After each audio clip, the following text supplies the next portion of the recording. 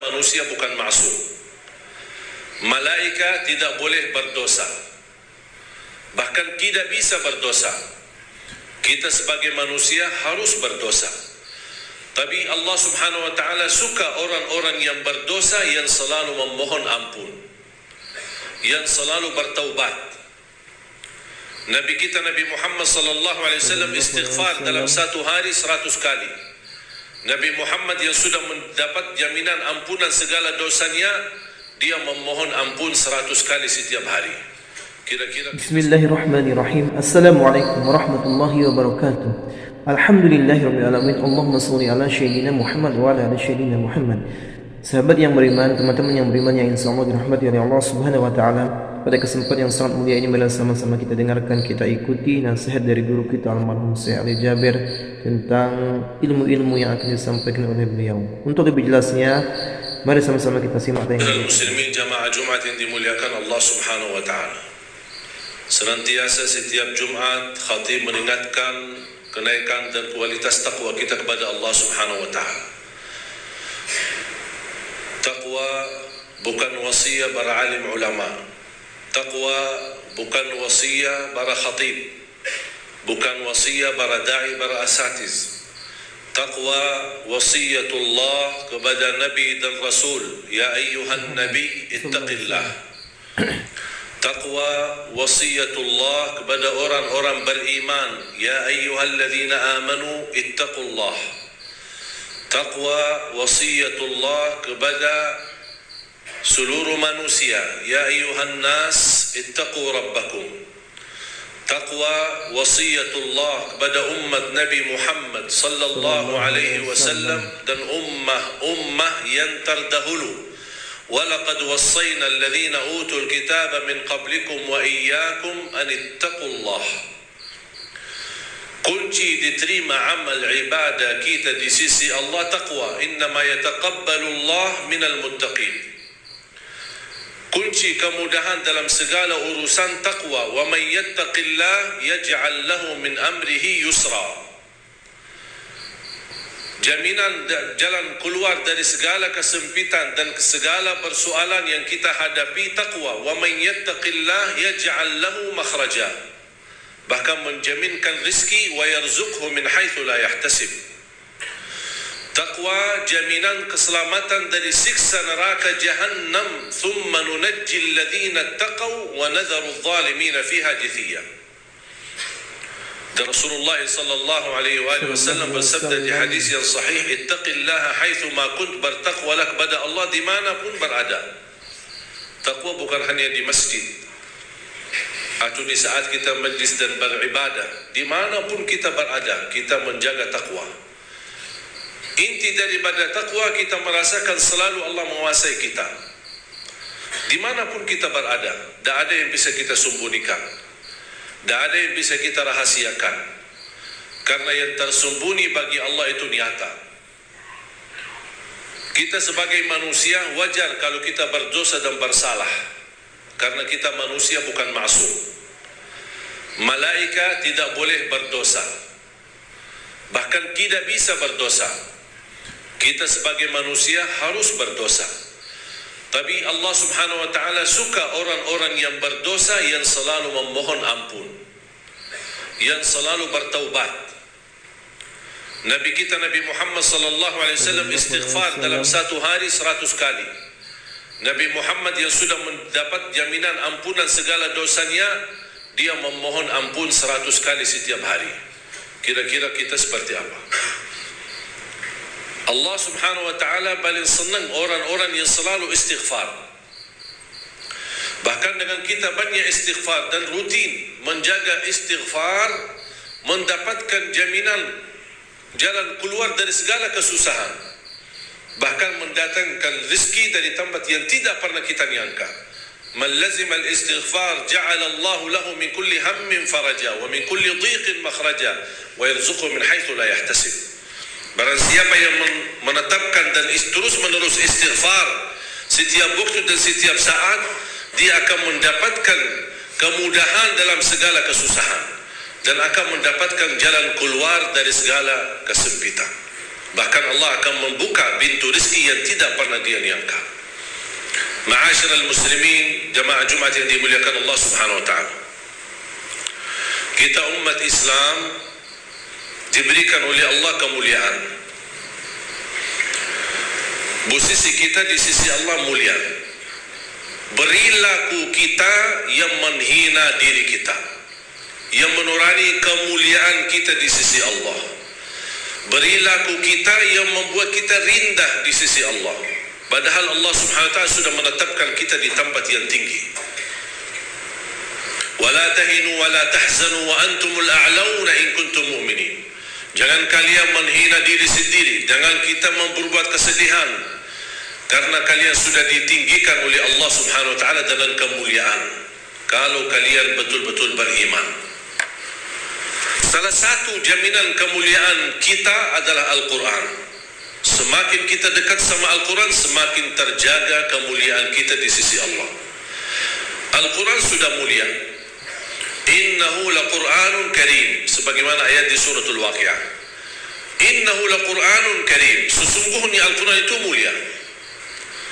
Saya mengambil pelajaran, kalau Al-Quran itu sendiri mulia, buat kita apa? Membaca beberapa ayat dan jumlah beberapa hadis, saya menemukan Al-Quran bukan sendiri mulia, tetapi Al-Quran menjamin dan membagikan kemuliaan bagi orang-orang yang selalu dekat sama Al-Quran. Sahabat Rasulullah SAW tidak ada hentinya membaca Al-Quran. Semestinya kita mampu mengalahkan sahabat Rasulullah dalam membaca Al-Quran. Saya tidak berkata menamalkan atau menhayati, karena kita belum banyak begitu faham isinya, apalagi dalam bahasa Arab. Tapi paling tidak kita mampu mengalahkan mereka dalam membaca Al-Quran. Kenapa? Karena di zaman mereka, zaman Rasulullah SAW dan para sahabat, tidak ada Quran. Yang ada potongan ayat-ayat yang ada di dalam kulit unta, kulit kambing yang disimpan sana sini. Jadi kalau ada orang mau sambungkan ayat atau kumpulkan satu surah, harus dia bisa berhubungan dengan beberapa orang lain yang bisa menemukan sahabatnya yang memiliki potongan-potongan ayat, digabungkan, belum dijadikan satu Quran. Makanya ada banyak para sahabat yang hafiz Quran karena mereka begitu mendengar wahyu dari Rasul dan membacakan ayat yang Allah kirimkan kepada Nabi Muhammad SAW, yang Allah turunkan kepada Nabi Muhammad SAW, mereka mampu hafal. Makanya ketika ada orang kesulitan mencari potongan ayat atau surah apa, dia cari para penghafal Al-Quran di zaman Rasulullah SAW. Siapa di antara sahabat? Dan ini dijalankan keadaan seperti ini sampai zaman Abu Bakar As-Siddiq radhiyallahu anhu. Ketika beliau menjadi khalifah, baru terkumpul Al-Quran menjadi satu, yang disebutkan oleh ulama al-jam'ul awal, kumpulan yang pertama, menjadikan satu mushaf. Ketika datang zaman Uthman bin Affan radhiyallahu anhu, menumpulkan lagi, menjadikan satu mushaf yang disebarkan atau diberedarkan di seluruh dunia dengan satu mushaf. Kita sekarang Al-Quran di mana-mana. Tidak ada kesulitan untuk menemukan dan mencari Quran.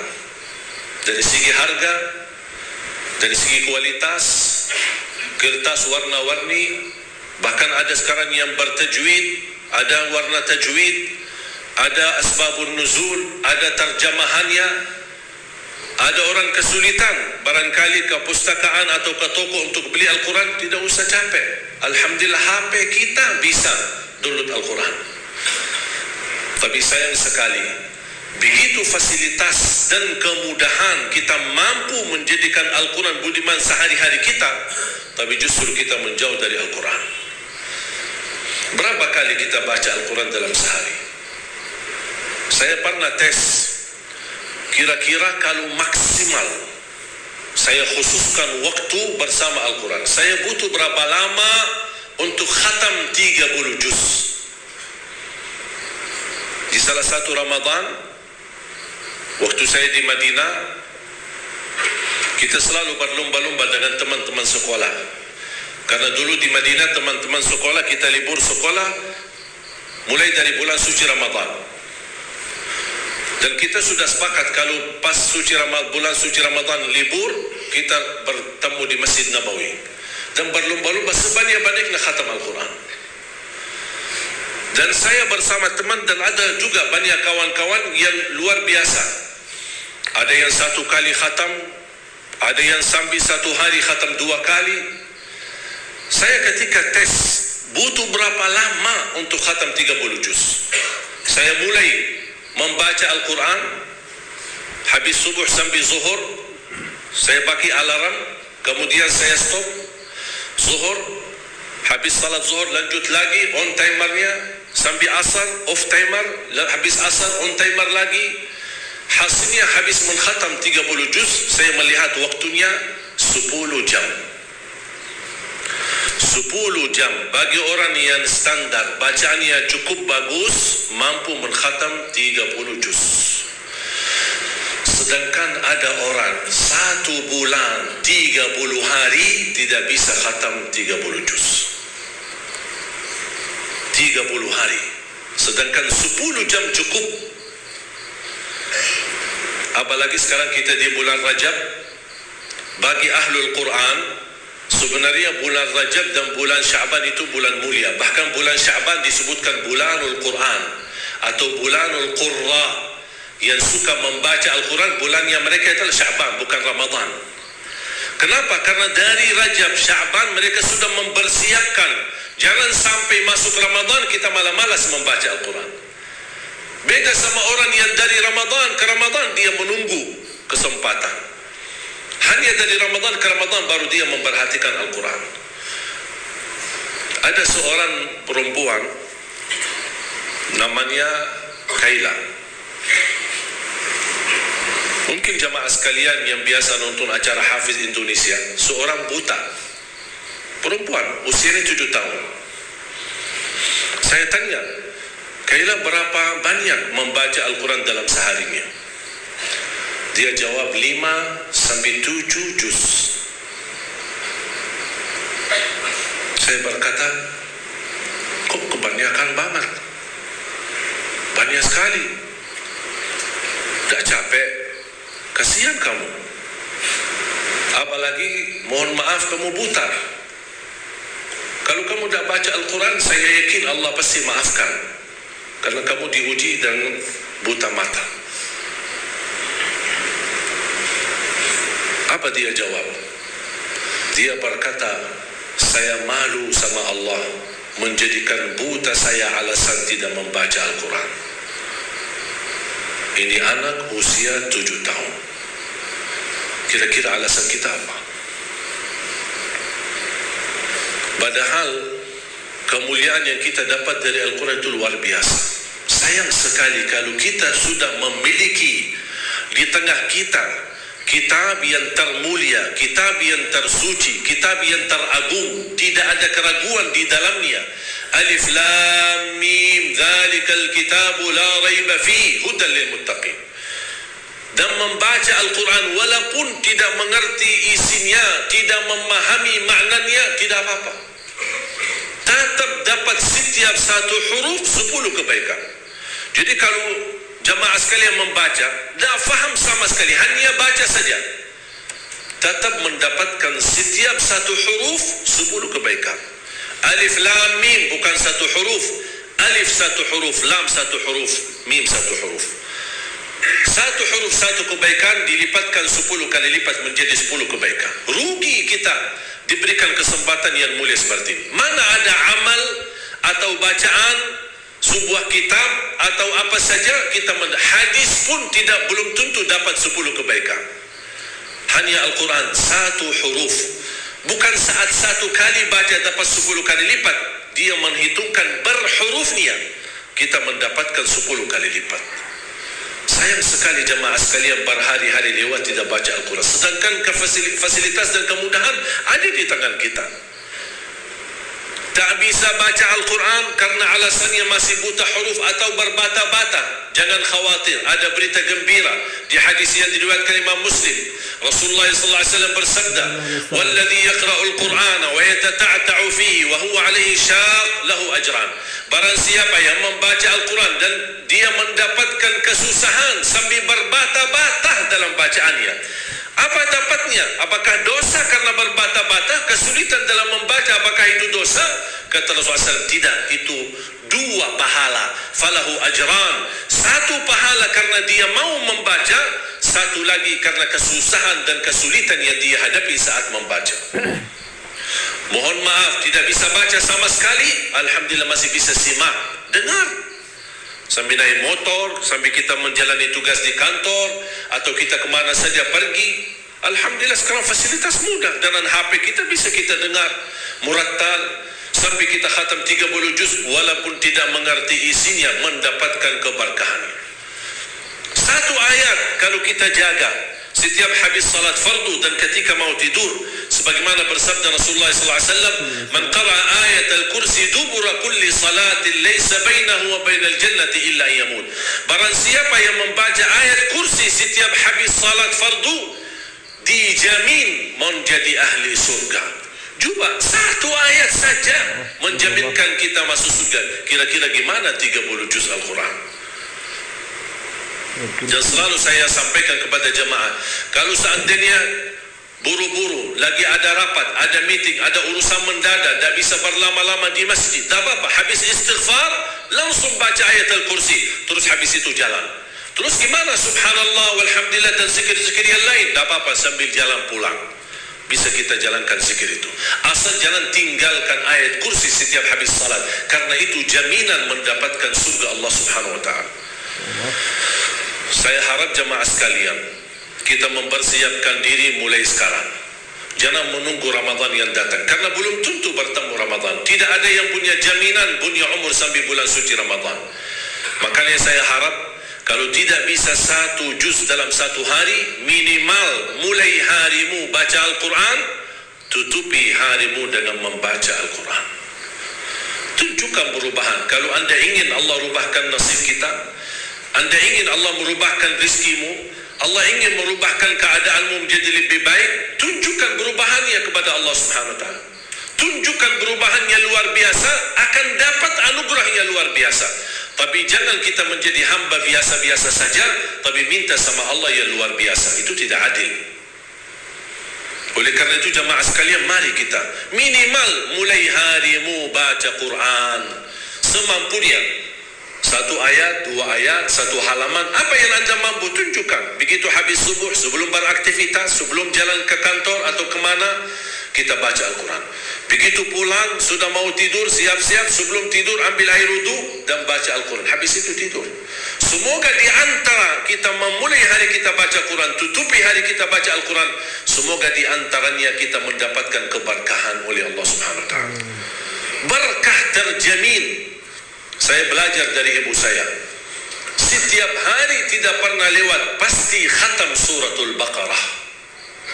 Setiap hari. Karena Rasulullah SAW bersabda, "Alaikum bi suratil Baqarah, fa inna akhdaha barakah wa tarkuha hasrah wa la tastati'uha al-batalah." Ambillah suratul Baqarah, jagalah suratul Baqarah. Barang siapa yang membawa suratul Baqarah, sesungguhnya dia telah membawa keberkahan.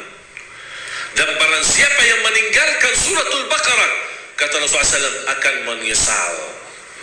Kira-kira mau mendapatkan keberkahan atau membawa penyesalan? Keberkahan. Ya. Kalau kita merasa diri gagal menjadi ahlul Quran atau penghafal Al-Quran, mohon dengan sangat, jangan gagalkan anakmu menjadi penghafal Al-Quran.